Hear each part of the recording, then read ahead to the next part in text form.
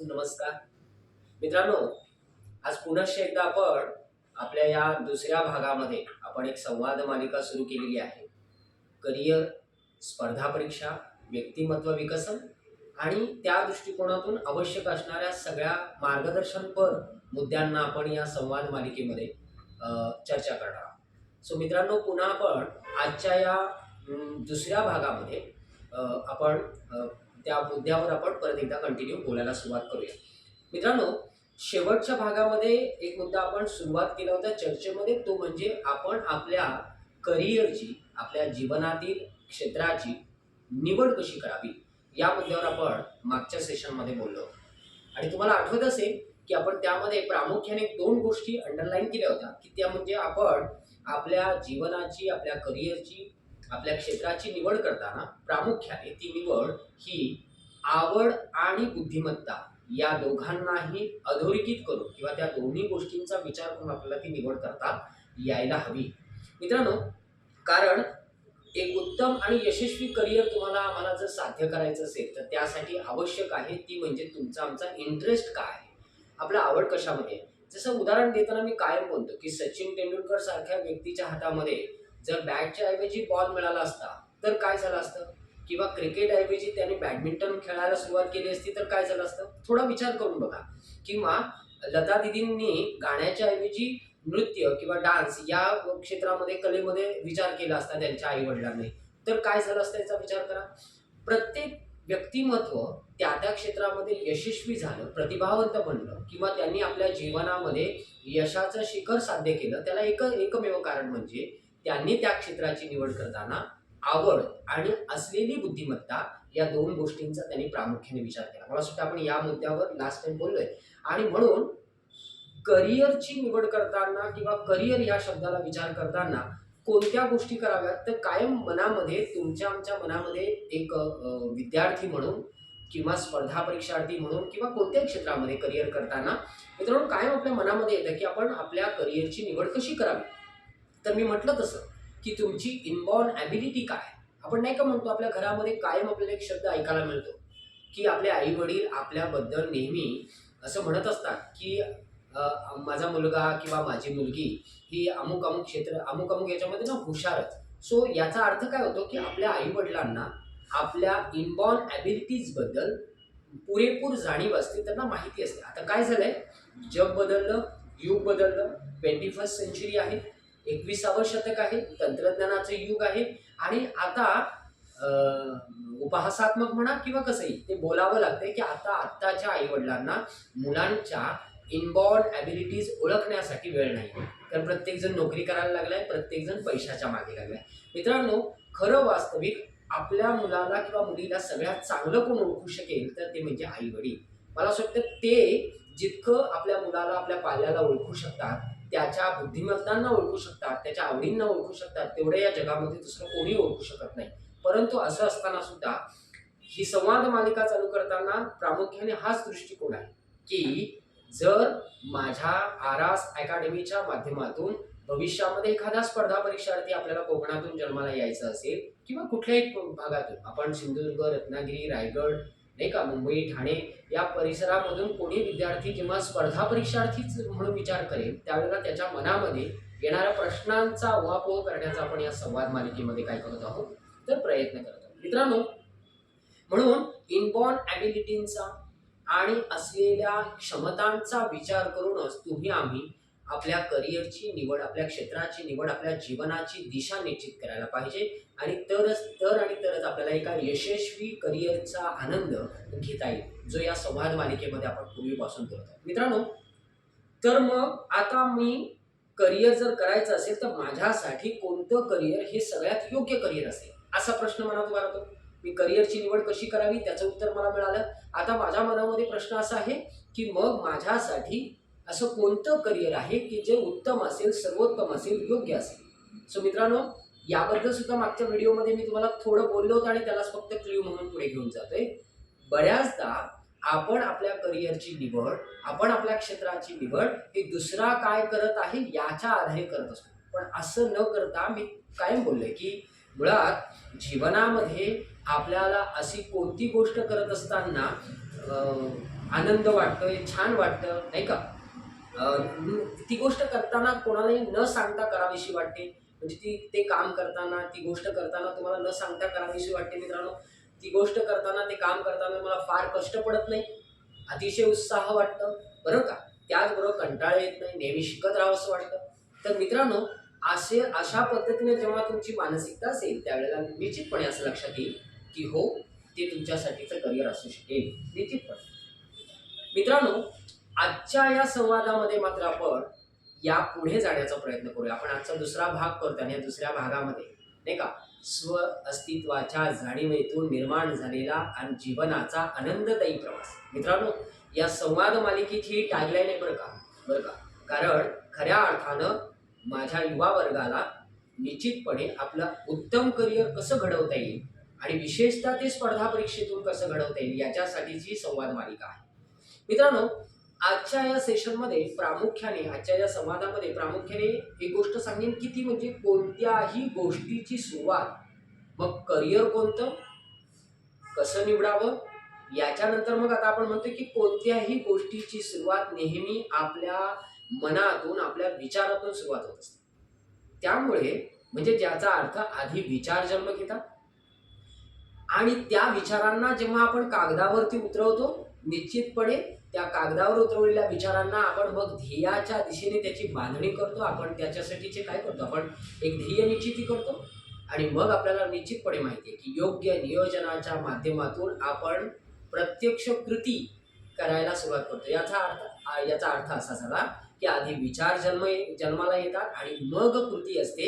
आपण काय होतं, बऱ्याचदा मुलांच्या आजच्या युवा पिढीमध्ये प्रामुख्याने गोष्ट कोणती बघायला मिळते, पालक असतील, युवा वर्ग असेल, प्रामुख्याने कोणती गोष्ट बघायला मिळते, तर आधी कृती आणि मग विचार. म्हणजे कोणत्याही गोष्टीचा सारासार विचार न करता सुरुवात करणे आणि मग आपल्याला अर्धा वाट चालल्यानंतर कळतं, अरे हे तर माझा मार्ग नाही किंवा ही तर माझी दिशा नाही, आणि पुनश्च शून्यापासून सुरुवात करायला लागते. मग अशा वेळेला त्या विद्यार्थ्याच्या जीवनामध्ये अपेक्षित वयोगटामध्ये जे यश संपादन करायचं आहे किंवा करिअरला सुरुवात करायची ती होत नाही. म्हणजे काय, तर वय वर्ष 18 ते वय वर्ष 25, 18 ते 25, मी नेहमी म्हणतो की वय वर्ष 18 ते 25 याच वयामध्ये तुम्हाला तुमचे ध्येय निश्चित व्हायला पाहिजे आणि त्या दृष्टीनं तुमच्या कृतीकडे तुमची वाटचाल व्हायला पाहिजे. सो मित्रांनो, कायम लक्षात घ्या, करिअरला सुरुवात करण्यापूर्वी आधी विचार करा. त्या विचारांती आपल्या इनबॉर्न ॲबिलिटीचा, आपल्या क्षमतांचा विचार करून, बरं का, आपल्याकडे असलेल्या बुद्धिमत्तेचा विचार करून आधी आपल्याला काय करायला पाहिजे, तर आधी त्याच्यावर विचार करायला पाहिजे. विचारांना आपल्याला कागदावरती उतरवायला पाहिजे, त्याला एक उत्तम नियोजनाचा आधार द्यायला पाहिजे आणि मित्रांनो, मग कृतीकडे आपल्याला जायला पाहिजे. म्हणजे प्रत्यक्ष कृती करणे हा अतिशय नंतरचा भाग आहे, जो आपण बऱ्याचदा सुरुवातीच्या सेक्शनमध्ये करतो आणि त्यामध्ये आपण बऱ्याचदा प्रत्येक वेळेला ना मित्रांनो अनुभवाची गरज नसते. कधी कधी ना स्वानुभव सुद्धा महत्वाचा असतो. म्हणजे आपण ना काय झालंय, आपण कुठली गोष्ट करत बसण्याची गरज नाही. आपल्याला माहिती आहे पाहिजे की एखादी गोष्ट एखादी गोष्ट केल्यानं काय होईल. म्हणजे जर किंवा योग्य अयोग्य, चांगलं वाईट याचा आपल्याला कधी कधी काय करता आलं पाहिजे, त्याचं विश्लेषण करता आलं पाहिजे, त्याचा विचार करता. म्हणून मित्रांनो, कोणत्याही करिअरची निवड करताना आधी स्वतःला प्रश्न विचार. आपण बऱ्याचदा काय होतं, आपण बाहेर प्रश्न विचारतो. कोणत्याही करिअरची निवड करताना लक्षात घ्या, म्हणून स्वतःला कायम प्रश्न विचारता आला पाहिजे. आपण काय करतो, आपण बाह्य प्रेरणा घेतो, आपण दुसऱ्यांचा विचार करतो. क्षेत्राची निवड करताना, करिअरची निवड करताना मित्रांनो, आपण नेहमी काय करतो, आपण इतरांना विचारतो, आपण बाह्य प्रेरणेकडे जातो. मित्रांनो, खरं अर्थी मला जर प्रामाणिकपणे विचाराल तर मला असं वाटतं की करिअरची निवड करताना आधी मला स्वतःला विचारता आलं पाहिजे की बाबा रे, तुला काय येतंय, तुला काय आवडतंय, तुला कशामध्ये, कोणती गोष्ट करताना तुला आनंद वाटतो, कोणती गोष्ट वाटते की त्याच्यामध्ये तुला यशस्वी होत आहे. आधी स्वतःला प्रश्न विचारा. तुम्ही त्या 3 इडियट्स मधला तो एक इंजिनियरचं स्टडी करणारा, मी तुम्हाला त्याचं कॅरेक्टर नाही सांगू शकत, परंतु त्या इंजिनिअरिंगचा अभ्यास करणारा त्या 3 इडियट मधला विद्यार्थी आठवतोय का बघा. त्याला व्हायचं होतं वाईल्डग्राफ फोटोग्राफर, परंतु त्याच्या वडिलांच्या आणि नातेवाईकांच्या जबरदस्तीने तो इंजिनिअरिंगचा अभ्यास करायला लागतो. 3 वर्ष बिचारा यश अपयश करत त्या 3 वर्षामध्ये अक्षरशः नामोहरम होतं. परंतु सर्वस्ता त्याचं स्वप्न, त्याचे इनबॉर्न ॲबिलिटीज, त्याची आवड त्याला शांत बसू देत नाही आणि सरते शेवटी तो आपल्या आई वडिलांना कन्व्हिन्स करण्यामध्ये यशस्वी होतो आणि त्याला एक उत्तम आनंददायी आणि यशस्वी करिअरची दिशा म्हणजे वाईल्ड फोटोग्राफरची दिशा त्याला प्राप्त होते। याचा अर्थ काय होतोय मित्रांनो, बाह्य प्रेरणा काही उपयोगाची, कोणीतरी सांगितलं आहे, नातेवाईकांनी बोललेलं आहे, मित्रमैत्रिणी करतायत म्हणून आपण ते करतोय, तर याचा काहीही उपयोग होणार नाही। याचा फक्त आणि फक्त निराशेच्या दिशेने वाटचाल करणं हा प्रामुख्याने त्याचा उद्देश असू शकेल। मित्रांनो, सगळ्यात महत्त्वाचं आजच्या या करिअरच्या निवडीमध्ये एक गोष्ट मी प्रामुख्याने बघतोय की मुलांमध्ये पदाच्या दृष्टिकोनातून किंवा एखाद्या क्षेत्राच्या दृष्टिकोनातून ना बऱ्याचदा आपल्याला असं वाटतं की हे पद छोटं आहे, ते पद लहान आहे किंवा या पदाला काय व्हॅल्यू नाही, ते काम लहान आहे, अशा पद्धतीची भूमिका पाहायला मिळते। ही गोष्ट चुकीची आहे। कोणत्याही पदाला, कोणत्याही कामाला कमी लेखू नका। म्हणजे मी खरंच बोलतोय प्रामाणिकपणे की आपण कोणतेही काम करताना जेव्हा आपण ते कमी अधिक लेखतो त्यावेळेला आपल्यातल्या त्यांना शिकण्याची जी ऊर्जा असते किंवा ती गोष्ट असते ती आपल्याला कधी शिकायला मिळत नाही। मी साध्यासाठी गोष्टी म्हणतोय की एखाद्या कार्यक्रमाचं डेकोरेशन करण्याची संधी मिळाली तरी तिथे आपण पार्टिसिपेट व्हायला पाहिजे किंवा घरगुती कामांमध्ये सुद्धा तुम्हाला नियोजनाच्या दृष्टिकोनातून काही गोष्टी शिकता येतात। जसं की आई वडील काही कामानिमित्त बाहेर गेलेत आणि घराची संपूर्ण जबाबदारी जेव्हा तुमच्यावर पडते त्यावेळेला त्याला तुम्ही असा विचार करू नका की हे काम किती लहान आहे, झाडू मारणे, कचरा काढणे, भांडी घासणे, कपडे धुणे, असे छोट्या छोट्या गोष्टी सांगतो। पण बऱ्याचदा असं होतं की त्यातले नियोजनाचे धागेदोरे आपल्याला सापडतात। कौटुंबिक दिवसभरातल्या दिनचर्येमध्ये एक गृहिणी अख्ख्या दिवसभरामध्ये त्या दिवसभरातल्या सगळ्या कामांमध्ये कसं उत्तम नियोजन करते। एखादी न शिकलेली गृहिणी सुद्धा दिवसभरात सगळं काम नीटनेटकेप्रमाणे आणि छान पद्धतीनं करते। आपण कधीतरी जातो आणि भाजी जेवणमध्ये जे काही भाजी वरण भात बनवतो, कशाचं मीठच जास्त असतं, कशामध्ये पाणीच कमी असतं, भात अर्धवट शिजलेला असतो, का? कारण आपल्याला त्यातले धागेदोरे माहिती नसतात। त्यामुळे मग ते इलेक्ट्रिशियन बनण्याचं काम असू दे, ते मोटर मेकॅनिकल होण्याचं असू दे, ते म्हणजे इंजिनिअरिंग आणि डॉक्टर होणे म्हणजेच काय ते सर्वश्रेष्ठ आहे, हा जो मनात विचार आहे तो आपल्या मनातनं काढायला हवा। म्हणून सगळ्यात महत्त्वाचं म्हणजे कोणत्याही गोष्टीला कमी लेखू नका। जसं मी माझ्या स्पर्धा परीक्षेच्या क्षेत्रामध्ये येणाऱ्या विद्यार्थ्यांना म्हणतो की जर तुम्हाला आवड नसेल आणि तुम्हाला टाइमपास करण्याची इच्छा असेल तर तुम्ही या क्षेत्राकडे येऊच नका, कारण का हे तुमचं क्षेत्र नाही। तुम्ही जर कारणं देत असाल तर तुमचं एक क्षेत्र नाही। तुम्ही जर रोज एक्सक्यूज देत असाल, आज काय मला पोटात दुखलंय, उद्या काय माझं पाय दुखतंय, परवा काय माझं घरी काम आहे, तर अशांना एक्सक्यूज देणाऱ्यांनी ह्या क्षेत्राकडे वळूच नाही। कारण ऑब्व्हियसली तुम्ही खूप मोठं शिखर काय म्हणतो आपण गाठण्याचा प्रयत्न करत असता। अधिकारी होणं मित्रांनो हे अतिशय मोठी गोष्ट आहे आणि अशा वेळेसाठी जेव्हा तुम्ही एखादी मोठी गोष्ट, मोठं स्वप्न तुम्ही पाहता त्यावेळेला तुम्हाला कारणं देता येत नाही, त्यावेळेला तुम्ही एक्सक्यूज देऊ शकत नाही किंवा टाइमपास नाही करू शकत। म्हणजे 4 तासाचा अभ्यास केला आणि दुसऱ्या दिवस अभ्यासच नाही केला तर ही गोष्ट शक्य नाही होत। म्हणून मित्रांनो, कोणत्याही पदाला, कोणत्याही क्षेत्रात तुम्ही आम्ही कमी लेखून चालू। मगाशी मी जाणीवपूर्वक एक गोष्ट अंडरलाईन केली की रिपीट करतो। मला बऱ्याचदा विचारलं जातं की स्पर्धा परीक्षेची तयारी कधी करावी। सो मित्रांनो, मी कायम बोलतो की तुमचं 12वी झाल्याबरोबर तुमचं निश्चित व्हायला पाहिजे की तुम्हाला कोणती परीक्षा द्यायची। ऑब्व्हियसली त्यासाठी योग्य समुपदेशकाची मार्गदर्शनाची गरज असते। आरास academy of education and career या आपल्या स्पर्धा परीक्षा आणि मार्गदर्शन प्रशिक्षण अकॅडमीच्या माध्यमातून आपण दर रविवारी मोफत स्पर्धा परीक्षा मार्गदर्शनाचं, समुपदेशनाचं आपण काय करतो सेक्शन घेत असतो। फक्त त्यासाठी अट असते की तुम्ही प्रॉपर प्रायर अपॉइंटमेंट घ्यायला हवी आणि त्याचबरोबर तुमच्यासोबत त्या मार्गदर्शनाच्या वेळेला आई वडील असणे आवश्यक आहे। त्या अर्ध्या तासाचं मोफत मार्गदर्शन कदाचित तुम्हाला तुमच्या करिअरची दिशा देऊ शकते।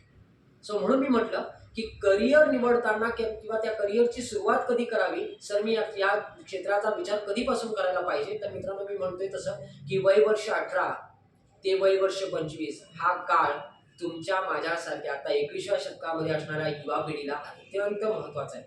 तुम्ही 25 वयामध्ये कुठल्या तरी एका क्षेत्रामध्ये सेटल होणं गरजेचं आहे, नाहीतर always you are struggle in your life. तुम्ही कायम तुमच्या कुठल्या ना कुठल्या क्षेत्रामध्ये तुम्ही स्ट्रगल करा। रिझन काय? कारण तुम्ही त्याच्यासाठी स्वतःला वेळ दिला नाही। मी नेहमी म्हणतो की एखादं काम हाताशी आलं तर ते काम आधी शिकून घेण्यामध्ये, त्याच्यामध्ये स्वतःला तयार करण्यामध्ये, ते आत्मसात करण्यामध्ये तुम्ही वेळ द्यायला पाहिजे। मित्रांनो, प्रत्येक सक्षम, उत्तम, प्रतिभावंत व्यक्ती घडण्यासाठी त्या पाठीमागे बराच काळ जावा लागतो बरं का। ते नीरज चोपडा तुम्हाला आठवत असेल, भाळाफेक पडू।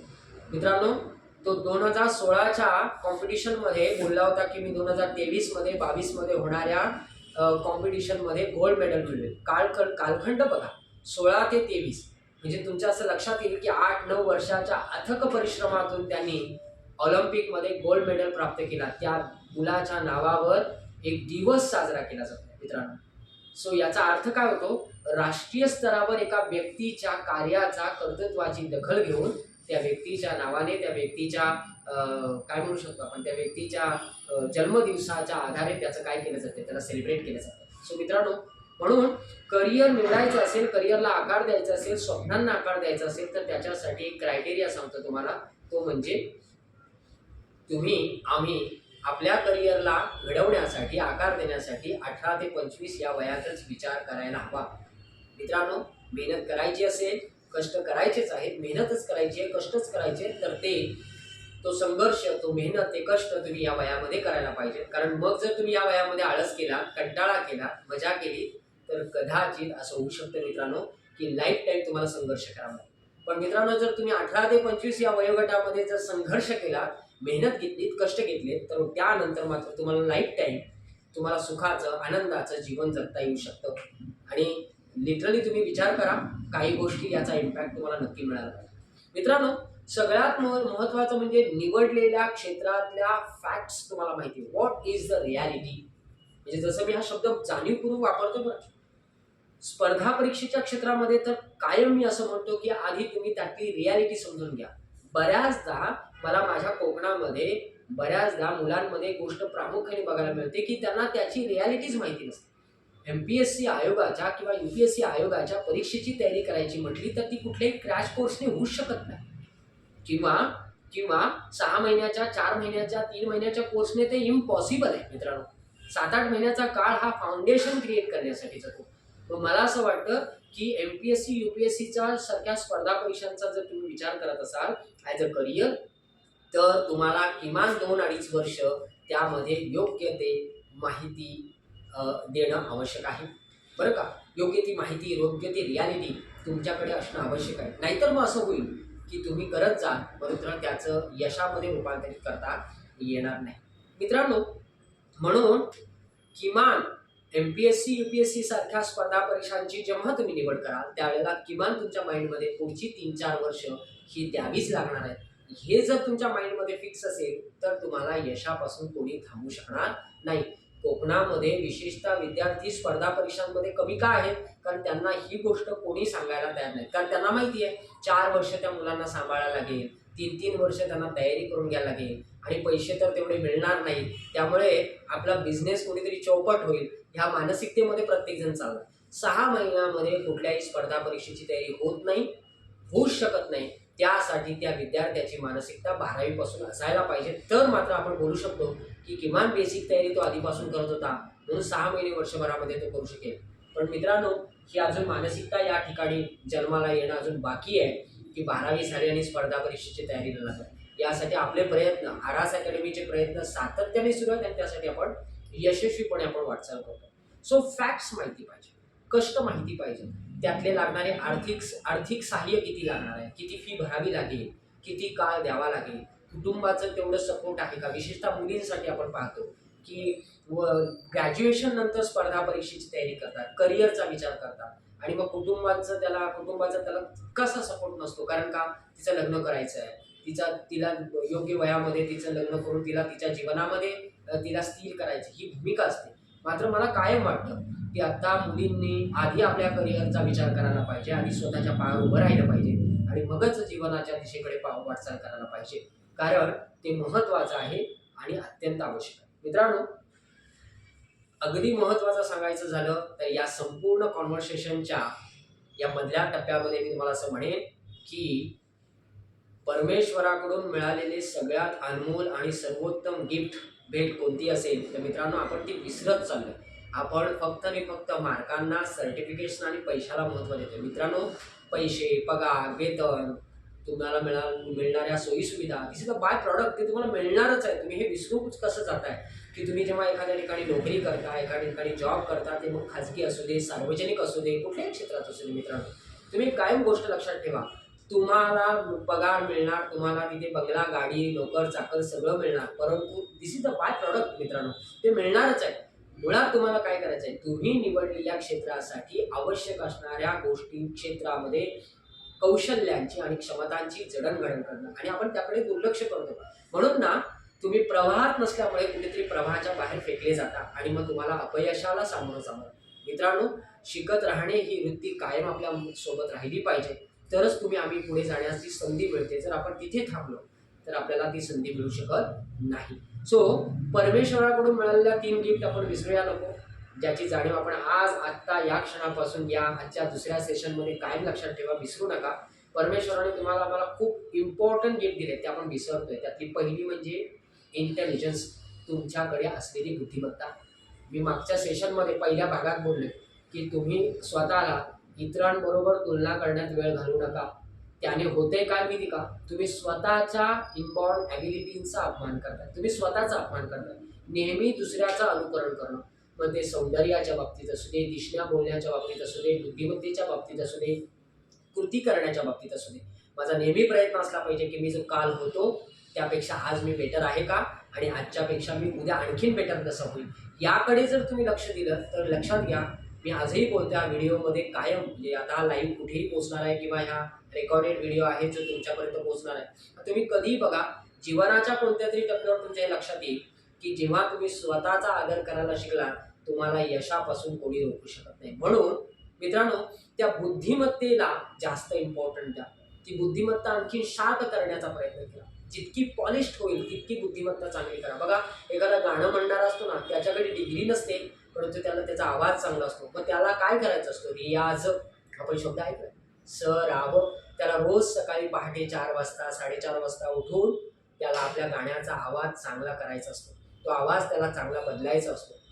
म्हणून तो नित्य नियमानं काय करत असतो, आपल्या गळ्याला आकार देत असतो. आता मी त्या म्युझिकमधलं इतकं जाणत नाही, परंतु मी तुम्हाला उदाहरण सांगतोय. ती व्यक्ती, ती मुलगा किंवा ती मुलगी जो गायक म्हणून काम करतोय, तो काय करतोय, रोज सकाळी उठून आपल्या आवाजाला धार देतोय. म्हणजे काय करतोय, आपल्याला मिळालेल्या बुद्धिमत्तेचा, आपल्याला मिळालेली जी इनबॉर्न ॲबिलिटी आहे त्याचा तो सराव करतो. एखादी नृत्य करणारी, डान्स करणारी व्यक्ती मित्रांनो काय करतोय, नियमितपणे आपल्या नृत्याचा सराव करते. एखादा कलाकार असेल, एखादा ड्रॉइंग करणारा असेल, तर मित्रांनो तो काय करतोय, रोज नवीन नवीन चित्र रेखाटण्याचा प्रयत्न करतो, नवीन नवीन कल्पनांचा विचार करतोय, नवीन नवीन कृतींचा विचार करतोय, आणि त्याच्यातून आपल्या स्वतःला घडवतोय. मित्रांनो, 21वे शतक हे गुरुकुल सारखं आहे. तुम्हाला कोणाला शिकवत बसायला वेळ नाही.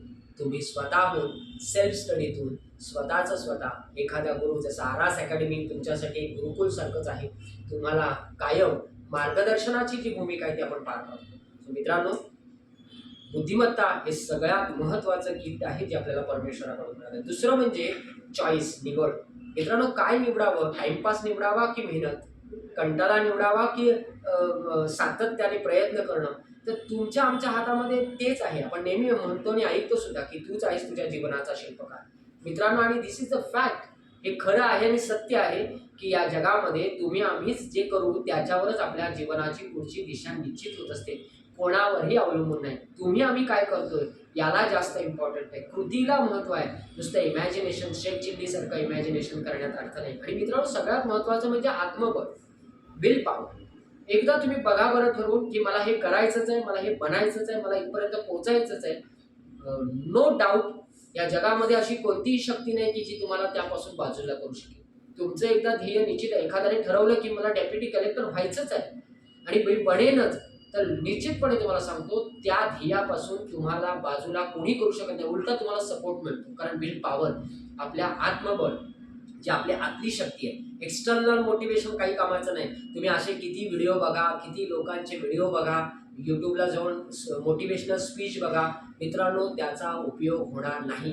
म्हणून आपल्या संवादामध्ये फॅक्ट्सवर बोललं जाते. तुम्ही बघा आपले संवाद मालिकेमधले व्हिडिओ, तुमच्या असं लक्षात येईल की आपण नेहमी फॅक्टबद्दल बोलतोय, सिच्युएशनचा विचार करतोय, त्या पद्धतीनं संवाद करत आहोत. सो मित्रांनो, विल पॉवर, आपल्या आतल्या आवाजाला नेहमी जागरूक ठेवा.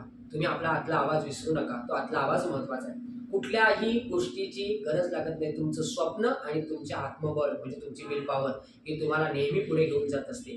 तुम्हाला कोणतंही एक्सटर्नल मोटिवेशन पुढे घेऊन जाणार नाही, ते नेहमी डॉमिनेट करणार असतं. तुम्ही आजूबाजूला जरा बघा, तुम्ही एखादी गोष्ट चांगली करायला निघालात, तुम्हाला हसणार, तुम्हाला डिमोटिवेट करणार, तुम्हाला मागे खेचण्याचा प्रयत्न करणार आणि त्यामुळे त्यामुळे कायम आपल्या आतल्या आवाजाला या गोष्टींचा आतल्या आवाजाला कायम आपल्या स्मरणात ठेवा.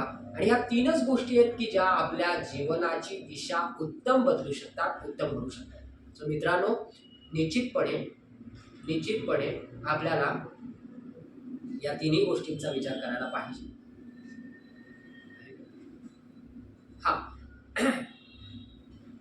तर मला एक आता या पूर्ण सेशनमध्ये या काय मागचा पहिला आपला भाग आणि आत्ताचा चालू असलेला भाग, मित्रांनो एक गोष्ट लक्षात येते का की knowing to yourself is the beginning of the wisdom.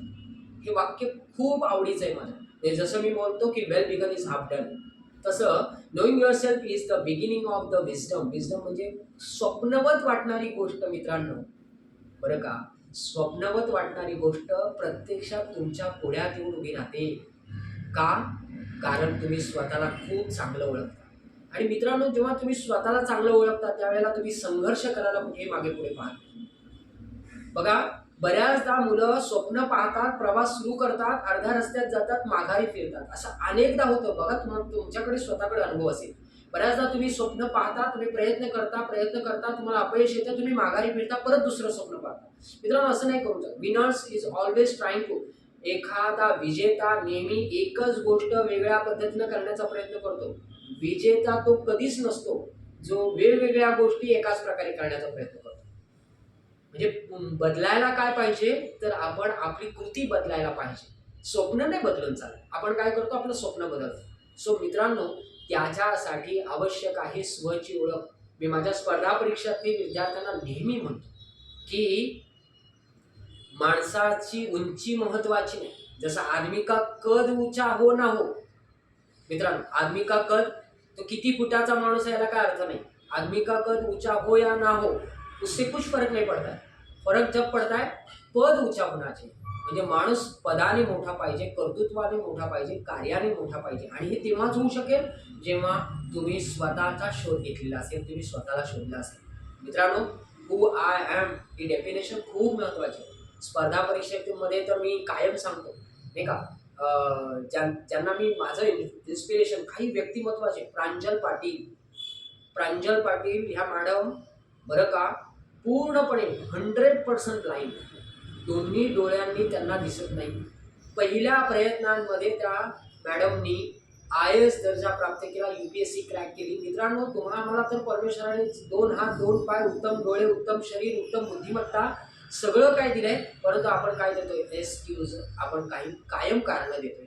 आपण कायम काय करतोय, आळस करतोय, कंटाळा करतोय आणि आपले प्रयत्न अपुरे का पडतायत. एकमेव रिझन या जगामध्ये, मी असं नाही म्हणत की प्रत्येकजण स्पर्धा परीक्षेतून प्रशासकीय अधिकारी बनेल, पण तुम्ही आम्ही पाडलेल्या स्वप्नांमधून तुम्हाला जर यशस्वी व्हायचं असेल, तुम्हाला तुमचं स्वप्न साध्य करायचं असेल, तर पहिला मार्ग जो मागच्या दोन्ही सेशनमध्ये, आता चालू आणि मागचा एक सेशन, याच्यामध्ये या संवाद मालिकेमध्ये मी काय बोलतोय, find out yourself, knowing yourself, knowledge of the self, who I am. या गोष्टी एकच अर्थ याचा एकच आहे, मी कोण आहे, माझ्यात काय खास आहे. याची ज्या दिवशी जाणीव होती ना मित्रांनो, तुम्ही नाही थांबत.